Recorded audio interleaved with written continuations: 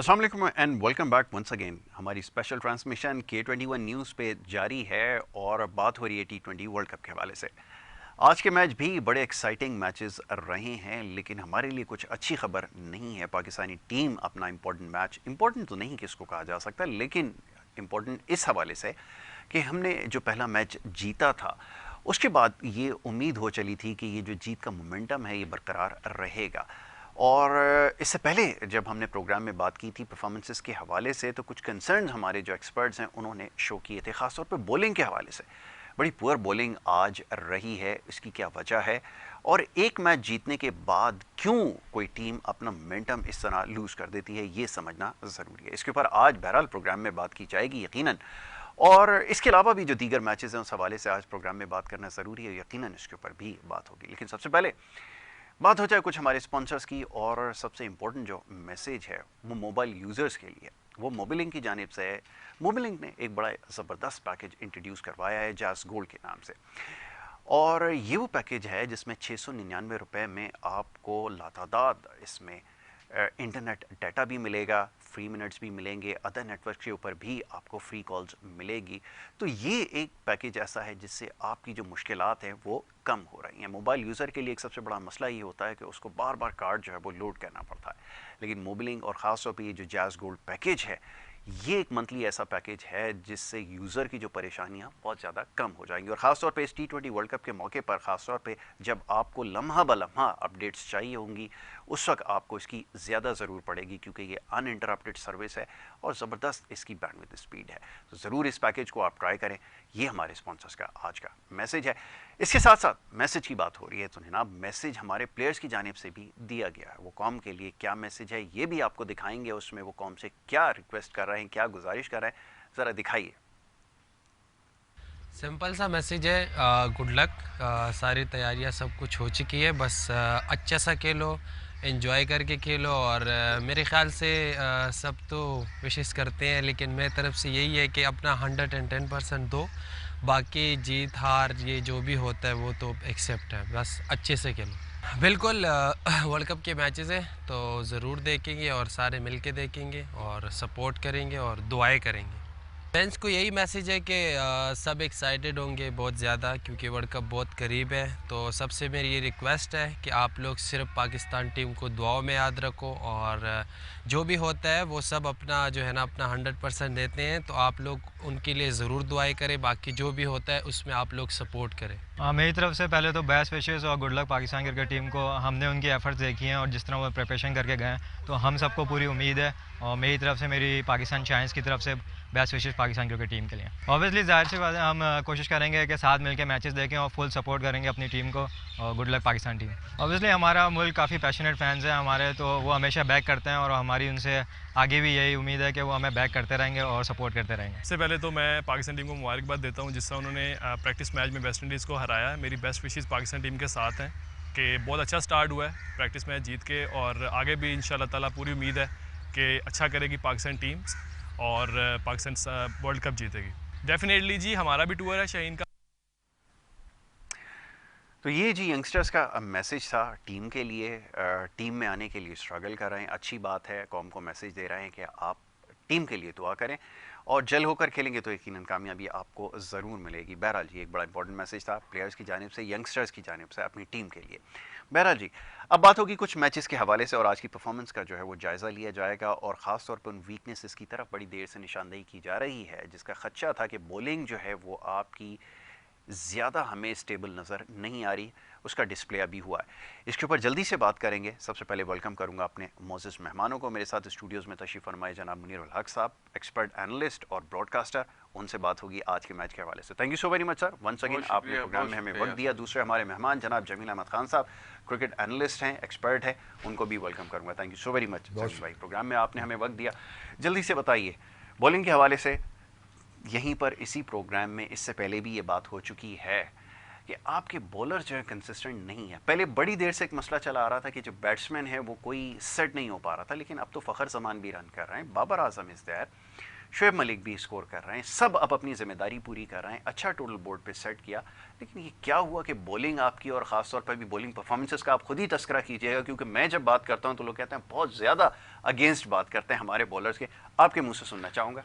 बहुत शुक्रिया यासिर। सबसे पहले देखिए, it's an eye opener for Pakistan. जी, अगर जीत जाते तो शायद आंखें नहीं खुलती, लेकिन ये आंखें खुलने का वक्त है कि 187 रन 186 रन बनाकर भी अगर आपके बॉलर्स डिफेंड नहीं कर सकते तो it's an eye opener for all of us. बिल्कुल ठीक है। अब यहाँ सवाल ये होता है कि आखिर क्या ऐसी वजह है कि आपके बॉलर्स जो हैं वो इतने बड़ा स्कोर था उसको आराम से उनको डिफेंड कर लेना चाहिए था, लेकिन ऐसा क्या था कि रसी वेंडर डसन सेंचुरी कर गए और उनके शुरू में 2 खिलाड़ी अर्ली आउट हो गए थे, डिकॉक भी उसमें शामिल थे, फिर इतनी बड़ी पार्टनरशिप का बनना और इस तरह से आखिरी गेंद तक मैच को ले जाना और आखिरी गेंद पर चौका लगाकर मैच जितवा देना, ये सारी चीज़ें हमें सोचनी होंगी। अब देखिए, बॉलिंग में हम बात कर रहे हैं हारिस रऊफ की। पिछले मैच में भी आपको याद है उनके आखिरी ओवर में 5 लगातार चौके लगा दिए थे कैरन पोलार्ड ने, थोड़ा सा वहाँ हुआ था। आज भी उनके 3 ओवर में 33 रन बने, तो क्या उनको डेथ ओवर में बॉलिंग देनी चाहिए थी या डेथ ओवर में वसीम जूनियर को लाना चाहिए था? ये आज एक किस्सा था। दूसरी बात ये कि शादाब जो हमारे मेन स्पिनर हैं, अभी तक उनको कुछ पता नहीं चल रहा है कि उनकी बॉलिंग फॉर्म कैसी है। आज भी उन्होंने कुछ भी ऐसा नहीं परफॉर्मेंस दी कि जिसको देखा जाए। अब एक शाहीन अफरीदी पर हम रिलाय कर रहे हैं। हसन अली ने कमबैक किया था तो बड़ा ज़बरदस्त कमबैक किया था, लेकिन उसके बाद से पिछले कुछ अरसे से उनकी जो कारकर्दगी है वो डिटोरिएट हो रही है, जवाल की जाने पे आमदन है। अब पता नहीं, अब देखिए ना, आज 3 ओवर में 47 रन बनाने थे उनको। 3 ओवर में 47 आसान नहीं होता, प्रेशर गेम होता है, लेकिन आपने बनने दिया। आखिरी ओवर में 19 रन की ज़रूरत थी, आपने वो भी बनवा दिए, 2 छक्के भी लगवा दिए, 2 चौके भी लगवा दिए। तो ये सारी चीज़ें ये बता रही हैं कि कोई अच्छी बॉलिंग के हालात नहीं है, क्योंकि साउथ अफ्रीका की टीम कोई इस टूर्नामेंट की सबसे मजबूत टीम नहीं है, बल्कि देखा जाए तो शायद चौथे या 5वें नंबर पर कहीं जाके उस टीम को हम रेट कर रहे हैं, बिकॉज कि यहाँ पर इंडिया भी है, इंग्लैंड भी है, न्यूजीलैंड भी उससे बेहतर तस्वुर की जाती है। तो ये बहुत बड़ा कंसर्न है कि जिसको देखने की ज़रूरत है। और देखें, मुझे तो ये लग रहा है कि शायद कोई चेंजेस ना हो, यही टीम अगेंस्ट इंडिया खेले, लेकिन हारिस रऊफ को थोड़ा देखना पड़ेगा। आज आसिफ अली ने आज बैटिंग विकेट भी थी, तो उसका भी फ़ायदा उठाया है बैट्समैनों ने। फ़खर ने एक बार फिर 1 डाउन पे 50 स्कोर की, नॉट आउट गए, तो उसका मतलब ये था कि उनका तो 1 डाउन पोजीशन बिल्कुल पक्की है। मेन जो इशू आ रहा है वो बॉलिंग का आ रहा है, इसको सॉर्ट आउट करना होगा, क्योंकि अब आपके पास कोई और प्रैक्टिस मैच नहीं है। अब डायरेक्टली आपके पास सबसे बड़ा मैच है जो संडे को शाम 7 बजे होगा। बिल्कुल ठीक है। जमील भाई, ये फरमाइए, क्या आपके पास वाकईतन बॉलर्स की कोई शॉर्टेज है जो आप मजबूरी में ये प्लेयर्स खिलवा रहे हैं? और हमारे यहाँ कहा जाता है जी इसको धक्का स्टार्ट। तो जब आपके पास अरशद इकबाल भी हो, जब आपके पास धानी भी हो, टॉप परफॉर्मर हैं, बेहतरीन गेंद करने वाले हैं, और आखिरी ओवर्स के अंदर जिनको डेथ ओवर्स कहा जाता है वहाँ पर फंसा कर गेंद करना जानते हैं, उसके बावजूद अगर आप इस बिल्कुल मीडियोकर और एक सब स्टैंडर्ड बॉलर को अगर आप लेकर जाएंगे, इसलिए हार्श वर्ड यूज़ करने पड़ रहे हैं क्योंकि पहले से इस बारे में बात हो रही है कि ये बॉलर, उसका लेवल वो नहीं है, ना इसकी क्रिकेट कोई एबिलिटी वो है कि जिसको आप वर्ल्ड कप जैसे इवेंट के अंदर सेलेक्ट करके भेजें, क्या कहेंगे? देखिए, आप इस तरह समझ लीजिए कि आईपीएल के अंदर जिन लड़कों ने परफॉर्म किया ना, करंट उन्होंने देखा जो लड़के परफॉर्म कर रहे हैं, उन्होंने उनको टीमों में शामिल किया। बिल्कुल ऐसे। अब धानी की जो कारकर्दगी है गुज़िश्ता 1 साल से बहुत शानदार रही है, और उसके बावजूद जो है ना, अगर उसको शामिल नहीं किया गया तो मैं समझता हूँ कि बहुत क्योंकि डेथ ओवर जो होते हैं, डेथ ओवर के अंदर जिस अंदाज में धानी बॉलिंग करता है, तो पाकिस्तानी टीम को जो है उसकी कमी महसूस होगी। देखें, हारिस रऊफ को हम 12 जो है ना आजमा चुके हैं और डिस्कस भी कर चुके हैं। देखिए, वो जो है ना टीम के अंदर उसकी जगह बनती नहीं है, लेकिन चूंकि अब आपने उसको खिलाना सोच लिया है, उसको आपने ड्रॉप करना ही नहीं है। और मैं आपको बताऊँ एक चीज़, देखिए, आपने जब हसनैन की जगह, मतलब ये कि धानी को आप रिजर्व के अंदर लेकर आए, तो आप जब पहले आप इन्होंने जो टीम थी उसमें 5 रखे थे पेसर, अब इन्होंने 4 कर दिए। तो मैं ये समझता हूँ कि धानी का जो है ना होना बहुत ज़रूरी था इन विकेटों के ऊपर, क्योंकि या तो जो है ना, देखिए, उसके अंदर बहुत दिमाग से भी गेंद करता है, और सबसे बड़ी बात ये कि विकेट टेकर है। और इस क्रिकेट में ये है कि आपको विकेट लेनी है, अगर आप विकेट नहीं लेंगे तो 200 रन भी होंगे तो वो चेज हो जाएंगे। तो इसलिए मैं समझता हूँ कि अब इन्होंने देखें, हसन अली जो है वो थ्रू आउट जब से वो कमबैक किया खाजम ट्रॉफी के अंदर, जो है वो फाइनल के बाद से तो वो बहुत अच्छी परफॉर्मेंस कर रहे थे। लेकिन अभी जो मैं देख रहा हूँ ना, इसके अंदर वो स्ट्रगल का, या तो कोई फिटनेस प्रॉब्लम है उनको, क्योंकि अभी देखा था मैंने जो यहाँ पर कौमी T20 हुआ है उसके अंदर भी उनको कुछ चोट वो प्रॉब्लम है। हाँ, तो वो मुझे लगता है कि शायद कोई उनका फिटनेस प्रॉब्लम हो। और दूसरा जो हारिस रऊफ की तो हमने मतलब ये कर ली। अब जहाँ तक ताल्लुक है उस लड़के का, तो मैं नहीं समझता कि इंडिया के खिलाफ जो है ना, क्योंकि कोई ये चांस लेंगे, क्योंकि वो बोलेंगे यार आप सारे अरसे से आप खिलाते आ रहे हैं हारिस रऊफ को, अब आपने जो है ना, क्योंकि एक उन पर दबाव तो होता है ना। तो मैं ये समझता हूँ कि जो टीम इन्होंने बिठाई हुई है जहन में, क्योंकि जो आज जो खेले हैं ना, इमाद वसीम है, शादाब है, बाकी वो तीनों पेसर शाहिनशाह अफरीदी, हसन और क्या कहते हैं ये हारिस रऊफ, और बैटिंग तो हमारी हो गई। अब मेरे ख्याल में आसिफ ही खेलेंगे नंबर 6 पे।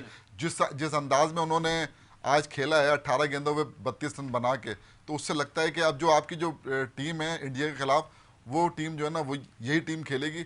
और मैं समझता हूँ कि एक हमारी बॉलिंग पे सवालिया निशान जरूर आ गया है कि जिस तरह मतलब ये कि 186 जो है ना, वो मतलब एक अच्छा स्कोर होता है। ये जरूर है कि बैटिंग विकेट थी और हमारे, लेकिन वो डॉसन जो है वो वन मैन शो करके चला गया और मतलब पूरी मतलब हमारी जो बॉलिंग है ना उसको उसने रोन दिया। मतलब ऐसा कि मतलब 51 गेंदों पे 100 रन करके 200 रन के स्ट्राइक रेट से मैच जितवा दिया उसने। तो इस तरह का जो कोई जैसे है ना प्लेयर, अगर वो करते हैं इस नंबर पे जो हमारे प्लेयर आते हैं। एक बात मैं और करूंगा कि मोहम्मद हफीज जो है ना उस पर हम बहुत डिपेंड कर रहे हैं, लेकिन मोहम्मद हफीज की जो कारकर्दगी है ना वो अप टू द मार्क नहीं है। और मैं समझ रहा हूँ कि जो अभी जो कौमी T20 हुई है वो भी वो नहीं खेले हैं, जाहिर डेंगू हो गया था, क्या प्रॉब्लम थी उनको। तो ये जो है ना, ये जो नंबर 4 है ये बहुत इंपॉर्टेंट नंबर होता है, और हम बहुत ज्यादा अगर हफीज ने परफॉर्म नहीं किया तो हमारी मिडिल ऑर्डर जो है जरूर दबाव में कोलैप्स कर सकती है। बिल्कुल ठीक है। बैटिंग की तरफ से ठीक है, बॉलिंग के अंदर जो कुछ हुआ वीकनेसेस हैं हम काफ़ी देर से उसको हाईलाइट कर रहे हैं, लेकिन इसमें अच्छी बात ये है कि जो हमेशा से एक प्रॉब्लम रहा है एरिया वो बैटिंग का था, और उसमें भी अगर बड़ा पर्टिकुलरली बात करें तो वो ओपनिंग स्लॉट का मसला था, वो आपका शुक्र है अब हल हो गया किसी हद तक। लेकिन अब डाउन ऑर्डर में और नीचे एक बड़ी हिटें मारने वाला एक बैट्समैन अभी भी कम है, क्योंकि इस मैच से ये चीज़ समझ में आई है कि अगर डाउन ऑर्डर पे जाकर अगर कोई अपनी जगह बना और बड़ी हिटें मारे तो मैच फिनिश कर सकता है, जैसा कि आज साउथ अफ्रीकन बैट्समैन ने किया, 100 रन कर दिया। मतलब T20 में 100 रन करना बड़ी बात समझी जाता है। अब ये बताइए कि आपके पास ये कमी कौन पूरी करेगा? आप कौन सा प्लेयर देखते हैं? क्या आप आसिफ अली से ये सोचते हैं या तवक्को रखते हैं कि वो जाकर इस नंबर के ऊपर बड़ी नहीं खेलेगा? कौन करेगा आपके लिए? देखिए, अगर 100 रन करने की बात करते हैं तो हमारे दोनों ओपनर्स हैं, फ़खर जमान है, इन्हीं के पास ज़्यादा मौके होंगे क्योंकि इनको ज़्यादा ओवर्स मिलेंगे खेलने के। जमील भाई ने मोहम्मद हफीज़ का बिल्कुल सही कहा कि मोहम्मद हफीज़ लास्ट ईयर तो बड़ी क्लास की परफॉर्मेंस थी उनकी, लेकिन ये साल उनका बहुत एवरेज गया है, बिलो एवरेज भी बात जगह हम कह सकते हैं। कहीं खेलने का मौका नहीं मिला, कहीं उनको नहीं खिलाया गया, कहीं वो खुद नहीं खेले, बहुत सारे इशूज़ थे। लेकिन पाकिस्तान को देखिए सोचना होगा, आज अफगानिस्तान ने वेस्ट इंडीज़ को हरा दिया है। अफगानिस्तान के आपके पूल में, आपको आपके ग्रुप में आपको थोड़ी पता है कि आप उसको इजी लेंगे। आज देख लें बड़े मार्जिन से हराया है उन्होंने आज वेस्ट इंडीज़ को। वेस्ट इंडीज़ की टीम डिफेंडिंग चैंपियन है, दोनों मैच हार गई, तो अफगानिस्तान से भी आपका मुकाबला होना है। वेंडर डसन का मैं रिकॉर्ड देख रहा था, बहुत अच्छा रिकॉर्ड है T20 में, मुझे मालूम नहीं था। ऑलमोस्ट 4000 करीब उनके रन हैं, शायद चौथी सेंचुरी T20 में उन्होंने बनाई है। 27-28 50s हैं उनकी, 131 का स्ट्राइक रेट। इसका मतलब उन्होंने बगल बजा दिया है कि भाई अब तैयार हैं, वो आपके लिए बहुत कुछ वो कर सकते हैं। अच्छा, हमारी डिस्कशन जारी रहेगी, एक छोटी सी ब्रेक यहाँ पर हमें लेनी होगी, और ब्रेक के बाद जब वापस आएंगे तो कुछ और भी गुफ्तगू होगी, दीगर मैचेस के हवाले से भी बात करना है यहाँ पे, क्योंकि ये इतना इंपॉर्टेंट मैच नहीं था। लेकिन अगेन बार बार ये बात दोहराई जा रही है कि इससे ये बात समझ में आई है कि आपको बॉलिंग के ऊपर और शोबे के ऊपर खास तौर पर तवज्जो देनी होगी। ब्रेक ले रहे हैं, वापस आएंगे, आप देखते रहे हमारा प्रोग्राम।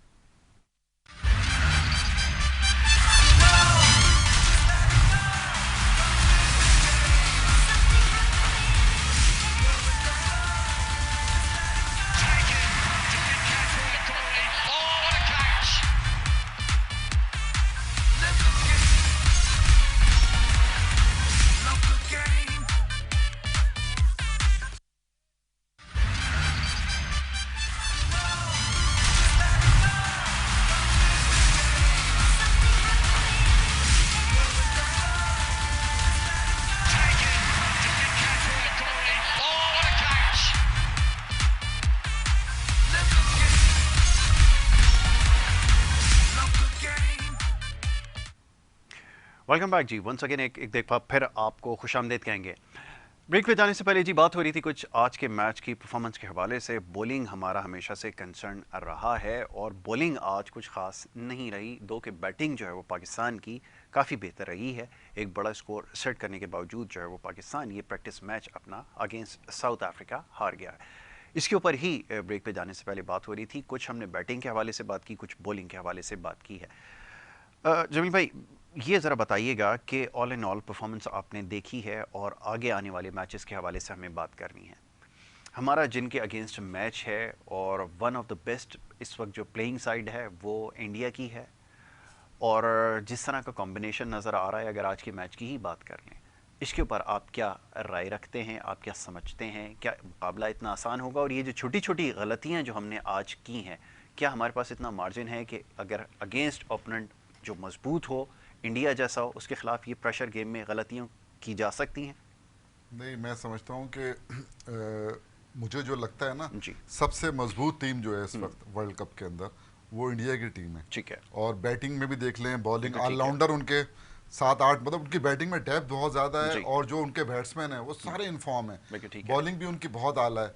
तो पाकिस्तान के लिए इतना आसान नहीं होगा। जी। पाकिस्तान को ना 100% देना होगा, बिल्कुल ठीक है। क्योंकि जो जैसे हम अपनी बैटिंग से हमेशा वो करते हैं, लेकिन हमारी बैटिंग चले कुछ ना कुछ, आज भी 186 रन जो है ना जी। वो किए हैं, और हमें कुछ उम्मीद है अपनी, लेकिन हमें जो थोड़ी सी परेशानी आ रही है वो अपनी बॉलिंग के हवाले से आ रही है। जी। तो अगर आप मवाजना करते हैं तो मैं समझता हूँ कि उनको जो है ना हमारे टीम पे बर्तरी हासिल है, लेकिन चूंकि ये आसाब शिकन मुकाबले होते हैं, बिल्कुल ठीक है। तो जिसके आसाब मजबूत होंगे वो जो है ना, मतलब ये कि फाते हो जाएगा, क्योंकि वो प्रेशर दोनों के ऊपर बिल्कुल ठीक है, उन है। पे भी प्रेशर है और पाकिस्तान पे भी प्रेशर है। तो अब देखना ये कि असल में इस यहाँ पर जो किरदार है ना, देखिए बाबर आजम का और हफीज का जो है ना रोल, वो बड़ा इंपॉर्टेंट है, बिल्कुल ठीक है। क्योंकि दोनों बड़े मजबूत हैं आसाबी तौर पर। तो ये क्योंकि इंडिया के खिलाफ जो है ना हफीज ने ना हमेशा अच्छा खेला है। जी। आपको अगर आईसीसी का जो चैंपियंस ट्रॉफी हुई थी उसके अंदर भी उसने अच्छी बैटिंग की थी, क्योंकि फखर ने भी सेंचुरी की थी। तो हमारे बैट्समैन जो है ना, जी। जो है उनको मतलब 100%, मतलब एक ऐसा टारगेट सेट करना होगा इंडिया के लिए कि मतलब उनको बनाने में, क्योंकि आज जो मैच हुआ है वो उन्होंने बहुत बासानी, मतलब 152 रन का टारगेट 18वें ओवर में चेस कर लिया 2 विकेटों के नुकसान पे। इससे पहले वाला मैच था वो भी 189 रन, तो वो भी उन्होंने मतलब चेस कर लिया। अच्छा, हम जाहिर है कि हम ये 5वें 6ठे नंबर की टीम से आज हम अपना मैच जो ना लूज कर गए, और इससे पहले हम चले वेस्ट इंडीज को हमने जीता था, बासानी जीता था। लेकिन आपको मतलब हमारे लिए जो ना, देखिए खतरे की घंटी इस तरह बज रही है कि जैसे अफगानिस्तान ने आज जिस तरह उसको हराया 56 रन से, वेस्ट इंडीज को आउट क्लास करके हरा दिया ना, तो हम मतलब अफगानिस्तान को तो हम गिन ही नहीं रहे थे। लेकिन आप देख लें न्यूजीलैंड जो है ना, देखिए न्यूजीलैंड का हमेशा स्टार्ट इसी तरह होता है, लेकिन बेनता खतरनाक टीम, वो किसी भी वक्त जो है ना, मतलब वो आप उसको देखेंगे बिल्कुल डिफरेंट टीम आपको जो ना नजर आएगी। तो मैं समझता हूँ कि आने वाला जो हमारा जो 23 तारीख से बाकायदा जो मैचेस सुपर 12 के जो मैचेस शुरू होंगे, उसके अंदर जो है ना हमें बहुत दिलचस्प मुकाबले देखने को मिलेंगे। दिलचस्प मुकाबले। अब ये फरमाइएगा, जैसे जमील भाई ने कहा कि वो प्रेशर गेम होगा, और एक दफ़ा सरफराज नवाज जब उनसे ये सवाल पूछा गया कि आपके ख्याल में कौन सी टीम मैच जीतेगी, जो 2 टीमें ग्राउंड में खेल रही हैं, तो उन्होंने एक तारीखी जुमला कहा था कि जो टीम अच्छा खेलेगी वो मैच जीत जाएगी। तो क्या यही होने वाला है कि आपके ख्याल में जो टीम अच्छा खेलेगी उस दिन वही मैच जीतेगी, या आपको लगता है कि वो हावी रहेंगे? देखिए, यासिर, इंडिया पाकिस्तान का मैच होता है तो कोई पाकिस्तानी कभी ये कहना नहीं चाहता कि जी हमारी टीम नहीं जीतेगी, क्योंकि जाहिर है मुल्क तो मुल्क है, लेकिन रियलिटी भी थोड़ी सी देखनी चाहिए। बिल्कुल ठीक है। है। अब पहला मैच उन्होंने जीता, केएल राहुल और ईशान किशन दोनों ने बड़ी अच्छी बैटिंग की। आज दूसरा प्रैक्टिस मैच हुआ, आज रोहित शर्मा 60 रन बना गए, सूर्य कुमार यादव जो उनके बड़े अच्छे यंगस्टर हैं, बहुत पोटेंशियल है उनमें, वो नहीं चल रहे थे, आज उन्होंने भी 30-32 कुछ रन बना दिए, अपना थोड़ा सा फॉर्म दिखा दिया। तो भारत की टीम को कमज़ोर समझना तो खैर कोई भी नहीं कहता, लेकिन 2017 चैंपियंस ट्रॉफी के फाइनल में भी भारत की टीम पाकिस्तान से बहुत मजबूत थी, हमने बड़े मार्जिन से हरा दिया था।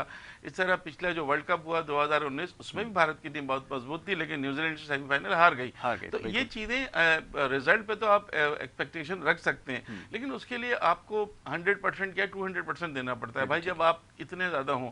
देखिए, उनके पास जो है ना स्पिनर भी बहुत अच्छे हैं। उनके पास रविंद्र जडेजा जैसे ऑलराउंडर, स्पिन ऑलराउंडर बहुत कम है। वरुण चक्रवर्ती मिस्ट्री स्पिनर है, खुद उनके यहाँ उनकी गेंदें समझ में नहीं आती हैं, इस तरह से 1-2 गेंदें कर जाते हैं, उससे उनको मिस्ट्री स्पिनर कहा जाता है। अगेंस्ट पाकिस्तान वो बहुत कुछ कर सकते हैं, क्योंकि पाकिस्तानी खिलाड़ी उनको कहीं नहीं खेले हैं और बहुत कुछ है। फास्ट बॉलिंग में बुमराह, भुवनेश्वर, शामी सभी उनके अच्छे हैं। शार्दुल ठाकुर बहुत अच्छी परफॉर्मेंस उनकी दे रहे हैं। बैटिंग में आप देख लें, चाहे वो केएल राहुल हो, लाइन लगी हुई है ना। आप ओपनर को देख लें, केएल राहुल, रोहित शर्मा, विराट कोहली, सूर्य कुमार यादव, ऋषभ पंत, हार्दिक पांड्या, मतलब उनके पास तो लाइन लगी हुई है। और वो जो प्रूव करते रहे, खेलते रहे। लेकिन साथ साथ में जब इस तरह के मैचेस होते हैं ना, जब इंडिया पाकिस्तान के, तो कुछ डिफरेंट उसके साथ जाती है टीमें। बिल्कुल उनको पता होता है, पाकिस्तानी खिलाड़ियों को ये पता है कि अगर हम ये मैच जीत गए तो कितनी हमें इज्जत अफजाई हमें मिलनी है हमारे मुल्क से, और कितना है। तो वो भी अपनी पूरी देने की कोशिश करेंगे। ऑन पेपर अगर देखा जाए तो फर्क तो है, इंडिया की टीम मजबूत नजर आ रही है, इसमें कोई शक नहीं है। लेकिन ऑन दैट पर्टिकुलर डे 24 तारीख को शाम 7 से 10 बजे के दौरान में क्या होता है, ये आने वाला वक्त बताएगा। लेकिन कहा है ना, जो अच्छा खेलेगा जो अच्छा खेलेगा वो जीत जाएगा। तो ये देखना होगा, जो अच्छा खेलेगा बिल्कुल वही जीतेगा। लेकिन तो बहुत ही अच्छा जुमला है, ये जुमला सबसे अच्छा, ये सरफराज नवाज का तारीखी जुमला है। किताब कितनी बैलेंस बात उन्होंने की है कि जो टीम अच्छा खेलेगी वो जीत जाएगी। तो हम भी यही उम्मीद रखते हैं कि जो टीम अच्छा खेलेगी उस दिन वो मैच जीत जाएगी। हो गया नहीं, हमें भी नहीं पता था ये बात। चले अच्छा जब भाई अब थोड़ी सी बात हो जाए, जरा कैप्टनसी के हवाले से बात कर लेते हैं। ये क्योंकि सवाल जो सोशल मीडिया के ज़रिए मौसूल हो रहा है वो मैं आपके सामने रखूंगा, क्योंकि सोशल मीडिया पे आपको पता है कि जब से मैच शुरू होने से पहले ही जो है ना वो बहस का आगाज़ हो जाता है। वो कैप्टनसी के हवाले से बात कर रहे हैं कि आप दोनों कप्तानों को किस तरह देख रहे हैं। ख़ासतौर पे इस वक्त इंडिया की अगर बात करें, उनके कैप्टन को देखें और पाकिस्तानी कैप्टन को देखें, तो आपको कौन ज़्यादा इसमें बैलेंस नज़र आ रहा है? पहले मैं आपसे जानना चाहूँगा जी। नहीं, इसमें तो यकीनी तौर पर जो कोहली जो है उसको तो एज हासिल है, एक्सपीरियंस मतलब भी है, बहुत तजर्बा भी, और वो करते चले आ रहे हैं। अच्छा, ये जो इनको कोई इतना खास तजर्बा था नहीं। 2019 के अंदर सरफराज को हटा के और इनको मतलब बनाया गया, और उसके बाद ये शुरू के अंदर तो बिल्कुल ही जो है ना वो, लेकिन अभी भी यानी मैंने देखा है कि जरा सा भी मैच अगर ऊपर नीचे होता है ना तो थोड़ा सा ये हिल जाते हैं, मतलब परेशान हो जाते हैं। लेकिन जाहिर सी बात है अभी उनको थोड़ा सा वक्त लगेगा, क्योंकि हमारा तो एक वतीरा रहा है हमेशा से कि वर्ल्ड कप जब करीब आता है तो हम तैयारी करते हैं, हारने के बाद भूल जाते हैं। नहीं भूलते नहीं, हारने के बाद हमें सीखने को बहुत कुछ मिलता है। हम अगले वर्ल्ड कप की तैयारी, अगले वर्ल्ड कप की तैयारी हो गई है जी। तो लेकिन ये है कि अब जाहिर है 2 साल से वो कप्तानी तो कर रहे हैं, वो यही लड़के हैं, और जाहिर है कि मैं समझता हूँ कुछ लड़के जो ना जेल भी हुए हैं, और जिस तरह मतलब नजर आ रहा है बैटिंग के अंदर, तो इनको अपनी बॉलिंग में मजीद बेहतरी लाना होगी। और कप्तानी जो है ना, देखें असल जो चीज होती है ना वो कप्तानी होती है। हाँ, आप माइक ब्रेडली इतना अच्छा कप्तान नहीं था इंग्लैंड का, लेकिन क्या था वो ऐसे मतलब कप्तानी की वजह से अच्छा, लेकिन कैप्टन बहुत अच्छा कप्तान था। तो ये जो कप्तानी होती है ना, ये बड़ा मतलब इंपॉर्टेंट, मतलब फैसले करना होते हैं ना, फैसले सही भी होते हैं, फैसले गलत भी होते हैं, लेकिन दिलेर आदमी चाहिए होता है कप्तानी के लिए कि बर वक्त जो है ना और सही फैसले करना। तो मैं समझता हूँ कि जाहिर है कि असाब शिकन मुकाबला होगा। जो कप्तान जो है ना, बाबर आजम के साथ भी सीनियर प्लेयर हफीज भी है, शोएब मलिक भी है, तो अगर ये साथ होंगे। विराट कोहली का आउट ऑफ फॉर्म होना क्या कोई पाकिस्तान को इसका कोई बेनिफिट मिल सकता है? इसमें भी चाहूंगा। बिल्कुल मिल सकता है। वजह उसकी ये है, देखें वो इतना बड़ा प्लेयर है ना कि अगर वो आउट ऑफ फॉर्म है तो देखें रन तो कर रहे हैं उनके लड़के, लेकिन जो इसका नाम है, जो इसका रिकॉर्ड है, जो इसकी कारकर्दगी है माजी के अंदर, तो विराट कोहली तो विराट कोहली है फिर, समझे ना। मैं यहाँ ये जरूर कहूंगा कि बाबर आजम का परफॉर्म करना भी बहुत जरूरी है। अगर बाबर आजम और रिजवान ऊपर से परफॉर्म करेंगे तो मैं आपको सही बता रहा हूँ कि हम एक ऐसा टोटल सेट कर देंगे इंडिया के लिए कि हमारे बॉलर जो है ना वो शायद उसको बचा सकेंगे। ये रिजवान के बारे में आपकी क्या राय है? कुछ ज्यादा जल्दी में है? क्योंकि ये सोशल मीडिया की बात हो रही है, तो सोशल मीडिया पे लोग बड़ा तबसरा कर रहे हैं कि बड़ी जल्दी में और बड़ी गलत टाइम पर आउट ऑफ फॉर्म हुए हैं। साल भर तो परफॉर्मेंस करते रहे, बड़ी आउटस्टैंडिंग परफॉर्मेंस, यहाँ पे क्या हुआ? यासिर इंजरी का इशू हुआ था, मेरे ख्याल अभी भी फिटनेस का थोड़ा सा उनका इशू है, लेकिन पास उसका सब्स्टिट्यूट मौजूद है, क्यों चांस वाली पोजीशन नहीं है अभी, तो वो दोनों सेट है, तो इंडिया के खिलाफ तो सब्स्टिट्यूट नहीं होंगे। लेकिन जहां अभी आप बात कर रहे थे विराट कोहली की, विराट कोहली के ऊपर ये प्रेशर बिल्कुल है कि उनकी ज़ेरे क़यादत भारत ने कोई भी आईसीसी टूर्नामेंट नहीं जीता है, ठीक है ना। Last time world cup semifinal हार गए, उससे पहले कभी भी वो ऐसा, अभी ये T20 वर्ल्ड कप है, इस दफ़ा पहले ही अनाउंस कर चुके हैं कि वो T20 इंटरनेशनल कप्तानी छोड़ देंगे, तो बिल्कुल आखिरी ठीक है। टूर्नामेंट होगा उनका एज ए कैप्टन कोई भी T20 भारत के लिए, तो ये भी एक एडेड प्रेशर। और आपने बिल्कुल सही कहा कि विराट कोहली का जो फॉर्म है वो अच्छा नहीं है, बिल्कुल बहुत ही ख़राब फॉर्म चल रहा है, तो उसको देखते हुए ये इसको पाकिस्तान को उसका फ़ायदा मिल सकता है। हमारे बॉलर्स अगर उनकी विकेट जल्दी ले लेते हैं तो ये एक प्रेशर पड़ता है उनकी टीम पे, बिल्कुल ठीक है। चाहे कोहली फॉर्म में है या नहीं है, कोहली अगर आउट होते हैं तो प्रेशर तो आएगा, प्रेशर साथ में आएगा और ये- उसका फ़ायदा मिल सकता है, साथ बेनिफिट में मिल ये बात भी है कि कोहली जैसा बैट्समैन कोई एक मैच भी उसकी फॉर्म वापस ला सकता है, और यू नेवर नो कि अगेंस्ट बिल्कुल है प्रेशर देखिए, सिचुएशन में कोहली- अगर वो रन्स कोहली कर के गया। जो कोहली के तो रिकॉर्ड तो आप देखें, आप मतलब ऐसा रिकॉर्ड तो हमने कहीं देखे ही नहीं। जो 6 टेस्ट के क्रिकेट है, 3 इंटरनेशनल और 3 नॉन इंटरनेशनल, उन 6 में से 5 टेस्ट के क्रिकेट में उनका जो एवरेज है वो 50 प्लस है, 50 चाहे प्लस। टेस्ट हो, वनडे हो, T20 इंटरनेशनल हो, फर्स्ट क्लास हो, लिस्ट ए हो। सिर्फ नॉर्मल T20 मैचेस जो हैं उसमें उनका एवरेज 50 से कम है। सेंचुरी तो उनकी देख लें, 70 इंटरनेशनल सेंचुरियां, वो कभी भी अपनी टीम को वो खुद भी कभी भी वापस आ सकते हैं फॉर्म में और अपनी टीम को पता भी दिलवा सकते हैं, इसमें कोई शक नहीं है। ठीक है। बिल्कुल। अच्छा जी, बातें बहुत सारी हैं जो जारी रहेंगी, कल भी इंशाल्लाह हम इस मौजू के ऊपर गुफ्तगू करेंगे। मैच से पहले हमारे पास अभी भी वक्त है, और हमें जैसे आपने कहा, दोनों मेहमानों ने कहा कि हमें अपनी गलतियों पर नज़र रखनी है, और ख़ासतौर पर बॉलिंग के हवाले से, तो इसके ऊपर कल इंशाल्लाह बात होगी। जमील भाई, thank you so very much again. Munir भाई, आपका बहुत शुक्रिया, प्रोग्राम में आपने वक्त दिया, आज हमारे साथ एक दफ़ा फिर यहाँ पर शरीक हुए, बात हुई पाकिस्तान की परफॉर्मेंस के हवाले से, दीगर मैचेस के हवाले से भी तबसरा जारी रहेगा, और साथ ही ये जो अभी क्योंकि क्वालिफाइंग राउंड और प्रैक्टिस मैचेस जो हैं, इसका मिक्स एंड मैच है, इसके ऊपर इंशाल्लाह आगे बात होगी। लेकिन इंपॉर्टेंट मैच से पहले हमारा जो है वो एक ज़बरदस्त डिस्कशन जो है वो होने वाली है, वो भी आपके सामने लेकर आएंगे। जाते जाते जी, स्पॉन्सर्स का मैसेज ज़रूरी है। मोबिलिंग की जानिब से एक दफ़ा फिर आपको बताता चलूँ, 699 रुपये में पूरे महीने के लिए आपको आज़ादी मिल रही है। अनलिमिटेड आपके पास जो है वो आवर्स होंगे, मतलब 5 GB इंटरनेट एक्सेस जब आपके पास होगा, डाटा मौजूद होगा, तो आप क्रिकेट मैच की अपडेट्स जो है वो बासानी हासिल उससे कर सकेंगे। फ्री मिनट्स है, लातादाद कॉल्स उसके ऊपर करते जाइए, और इससे फ़ायदा ज़रूर उठाइए जाज़ गोल्ड पैकेज से, इसके बारे में ज़रूर याद रखना है। कल इंशाल्लाह दोबारा इसी प्रोग्राम में आपके सामने हाजिर खिदमत होंगे। अपना बहुत ख्याल रखिएगा। मोहम्मद यासिर को और हमारी टीम को दीजिए इजाज़त। अल्लाह निगहबान।